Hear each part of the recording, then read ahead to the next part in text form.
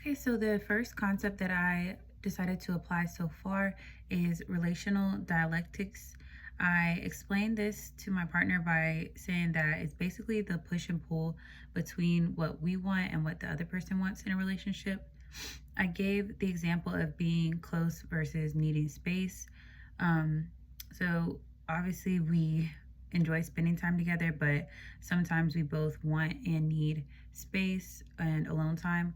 I would say probably him more than me just because I'm kind of the more clingy one. And then he has a lot of hobbies. So he does prefer like a lot more alone time than I do need. But I do think that's important for both of us. So, a time I specifically applied this concept was when I was being kind of clingy with him and I wanted to stay on the phone after we had already been on the phone for at least an hour. And instead of getting upset whenever he mentioned getting off the phone to go play his game, um, I was more understanding that it is good to have a good balance between the time we spend together or spend talking and then the time that we spend alone and the time we have for ourselves. I believe that this has had a positive response on our relationship because I think he did voice feeling more respected rather than pressured.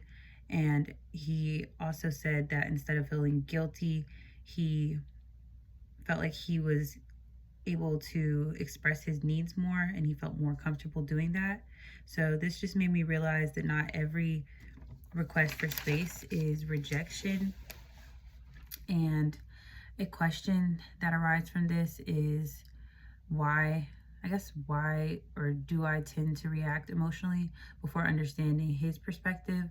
And also, how can we continue balancing like our relationship, like closeness and independence in a way that feels secure for the both of us?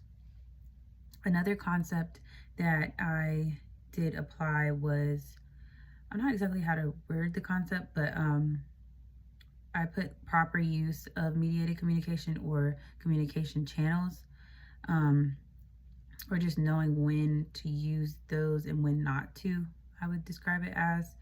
So, mediated communication, I did describe to him as any communication other than face to face, like texting, social media, or phone calls.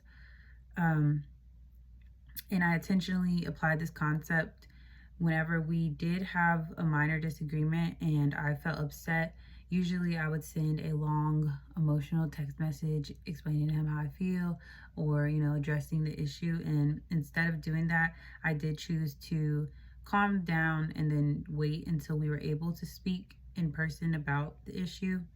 And I think this had a really positive outcome because texting for us, especially because like we're busy throughout the day, so it's like we can't even take the time to respond properly, I feel like. So it can be easily misunderstood and lead to other issues or lack of understanding. And I noticed we were actually able to resolve issues much faster instead of it being drug out by like me texting him, waiting for a response, him texting me back. And then it just seems like the issue would just be like lingering or just be drug out a little bit more.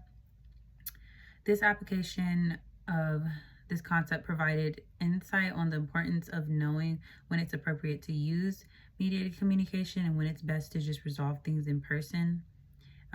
So, like, obviously, it's okay for us to text throughout the day, um, but for any issues that we have or any important conversations, I think that it is very important that we do wait till we speak in person or even FaceTime if we don't have the opportunity to speak in person or over a phone call.